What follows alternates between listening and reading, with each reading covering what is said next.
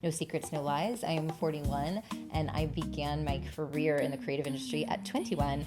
And really, truthfully, a whole lot earlier than that because, I've been creative since I was a baby. I'm kidding. Mostly. The Creative Spotlight with Emily Ulibarri, episode 18. Why your big dream isn't moving yet. Scene 1, take 1, action. Hello and welcome back, creative souls. In this episode, we're going to talk about why your big dream isn't taking shape just yet. This episode is all about how to get the wheel turning.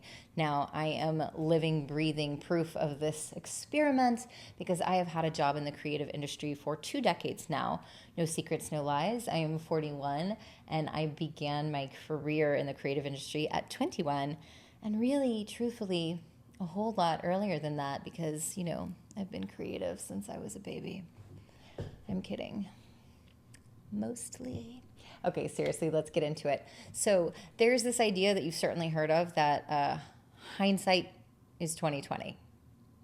How is that helpful, right? The idea that if I knew then what I know now, wouldn't that have been helpful? But I didn't, so I don't. So thanks for that. Okay, we're going to take that concept today and actually make it a little bit more useful. And I'm in a position to guide you through this because I've got a lot of hindsight after 20 years in the creative industry and going through a lot of roadblocks, a lot of mile markers, and a lot of growth. So the idea today is that let's get the wheel turning. You have this big, beautiful vision. Sometimes the vision, the creative vision feels bigger than you.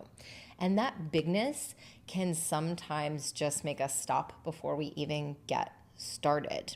Now, if we are not willing to look at the small steps along the way, we will never reach the big final finish at the end.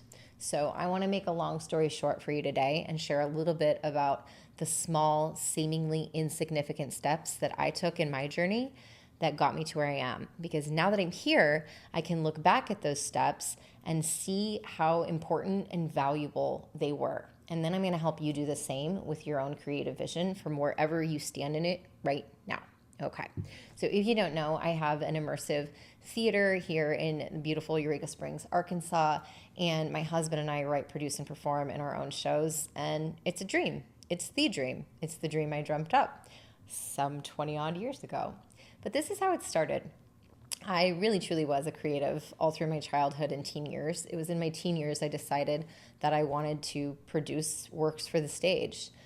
And as I got out of high school, I did not know what to do with myself. I didn't know how to tackle that dream. I didn't really want to go to school more. I was kind of burnt on school and felt like it wasn't the thing that was going to let me have all this creative freedom anyhow. And so I didn't jump right into college. Instead, I was like, I just want to do it now. I just want to do it. But of course, it wasn't really happening. So I was working a bunch of stupid jobs that I didn't want to work. So here's the first important step that I didn't really acknowledge or realize how important it was at the time. And that step was when I got a job. Are you ready for this? Big dream.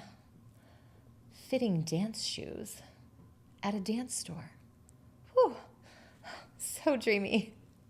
Now, why was that so important? And it's because it was a step into the industry in even a tiny way.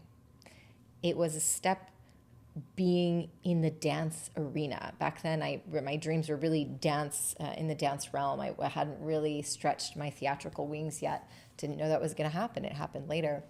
But there I was. I was in a dance-like environment all day. I was talking to dance people all day. And it was starting to build up energy in that momentum. And it was really important. And it was not my dream job. But it was a step, a really significant step in the right direction. And of course, I can see that now. Here's the second step that, again, felt okay, but certainly not the dream. I took a job training to become a ballroom dance teacher. Now, was ballroom dance my dream? Nope, not at all, not even a little bit. Never really had or expressed an interest in it. Didn't think it was the thing I was really going to care about. But the opportunity became clear to me, and I took a job because it would put me in a dance studio, dance store, dance studio. Big dream, performance company. We're getting closer. So I took the job thinking that ballroom dance is never really going to speak to me, and I was wrong. I actually fell madly in love with the technique and the skills and the romance behind partnership dance. And it's actually to this day one of the core elements of my professional creative career. So I took that job on faith, just going, it's a little bit closer. It's not it, but it's closer. And I worked there with my then boyfriend, now husband, for about 4 years. And we finally decided, okay, let's do it. Let's open our own studio, the thing we've been talking about. Now, even that, we knew the studio was a stepping stone. It wasn't us having a full-on professional, full-time theater production company. It was us teaching students all the ballroom dance steps that we knew, right? But it was a step closer because it was our own. And here's how we did it, because we didn't have the financial wherewithal to just go get a big retail contract and take on a big, beautiful retail space and build it out and yada, yada. So back then, it was a little easier to buy a home. And we bought a small home with a basement. We literally were shopping for basements. And we turned that basement into our first dance studio, our home studio, because that was the way we could financially fathom having our own business, was to just have that one bill, the rent or the mortgage that we were going to have to pay anyways, right? And so that's how we did it. Not the dream, but a step closer. And so we did that for quite a while. And because we took that step, it gave us a little bit of business growth, a lot more faith. And from there, we moved into our first retail space where we had a bigger studio outside of our own home. Not the dream, but we were at that time producing pro-am shows. So shows based on our students, not full-time professional shows, but we're getting closer. I'm learning how to do theater contracts. I'm learning how to produce a show from start to finish. I'm learning how to bring money in, doing it. And then we realized, you know what? I think we're ready. Like, let's get closer to the dream. And so we decided it would be ideal to move to a tourist town where we could run the same show for long term, because no joke, it's not cheap to produce a show. And so if we can run it for long term, professional show, that could be really good. So we literally moved states to make the next step of the dream. Now, that's not a small step. It's a big one, but it was an important one. And even still, it didn't quite get us there. So at that time, we moved here to Eureka Springs, and ta-da, big dream. No, I'm just kidding. We actually ended up with a small studio, a small but kind of expensive retail space. And we were back to teaching students, still not having a professional company. So you're like, wah, wah. But we didn't give up. We produced our first professional show and ran it for 1 month. Just one little month. But we proved to ourselves in that small step that we could do it, that there was money to be made, that there was creative opportunities for us. And even then, still, it took several more years of realizing we could run a show for more than 1 month a year. We could run more than one show in a year. All of these things that seem now like duh, they weren't clear then because we hadn't taken the steps.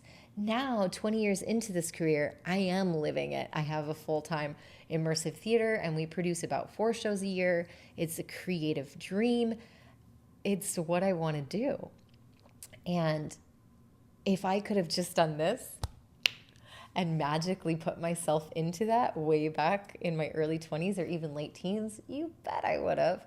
But I would have never been ready, because each of those small steps were so essential. And so I used to kind of wallow and pine.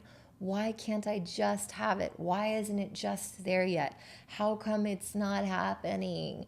So if you've done some of those things with your big dream, I encourage you to step back and look at some of the small steps that you've already made leading up to the now. Now, if you feel like you're sitting at the starting line and you haven't even begun yet, then this next exercise is going to carry you through. So back to this idea, 2020 is hindsight. I've got 20 years of hindsight, and it's really helpful. So use my 20 years of hindsight to help fuel your creative journey. There's a really beautiful quote that I want to share that it's so much more beautiful than hindsight is 2020. Same idea. And it says, life can only be understood backwards, but it must be lived forwards. And that's from Søren Kierkegaard, who is a Danish philosopher. And it's really true. So here's the exercise for you today. It's called 10 years from now. 10 years from now, you, my darling, are living inside of the big dream. You've done it. Hooray. Confetti. You've done it. Now, the 10 years from you, the you 10 years from now has a lot more confidence than you do right now. And they have the vision of how all of those steps along the way helped them get there. What you have right now is the idea that some of these little steps that maybe don't even feel that desirable are really important steps along the way. This is all about getting the wheel turning. So for me, taking that first job fitting ballet shoes was paramount. What did that have to do with me having a full-time immersive theater where I write scripts? I'm not fitting ballet shoes anymore. It snuck me into the back door of the industry. It built momentum. So the 10 years from now, you is going to close their eyes. It's you right now, by the way. You're going to close your eyes and look backwards. You're 9, 8, 7, 6, 5, 4, 3, 2, 1 now.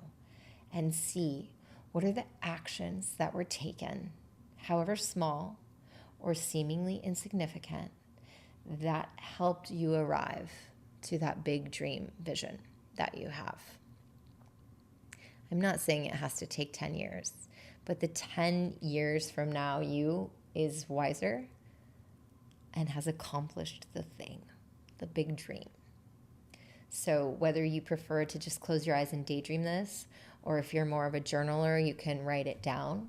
But I'd like you to take at least 10 minutes time and go through this exercise. Put yourself fully into the experience of being inside of that big dream and backtrack. What are some of the steps that happened along the way to launch you there? And go all the way back to right now, to today, and go, what is that step that I either won't take because it's either not that desirable or doesn't seem that important, like it would actually help me get there?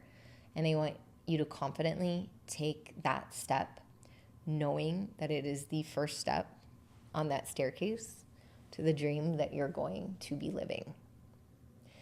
I thoroughly, strongly believe that it is your responsibility to share your creative visions with the world. Inside of your creative visions are love and joy and beauty, and it is selfish of you to keep them to yourself. It is your service to the world to share them. So take the small step, however small it may be, and get yourself started on that big dream. If you've enjoyed today's episode, then I invite you to dive in deeper with me. Click the link below to sign up for my weekly newsletter. I love to share my writings with you, more stories, more process thoughts, more inspiration for your creative journey. Now, my darling, go do your creative work.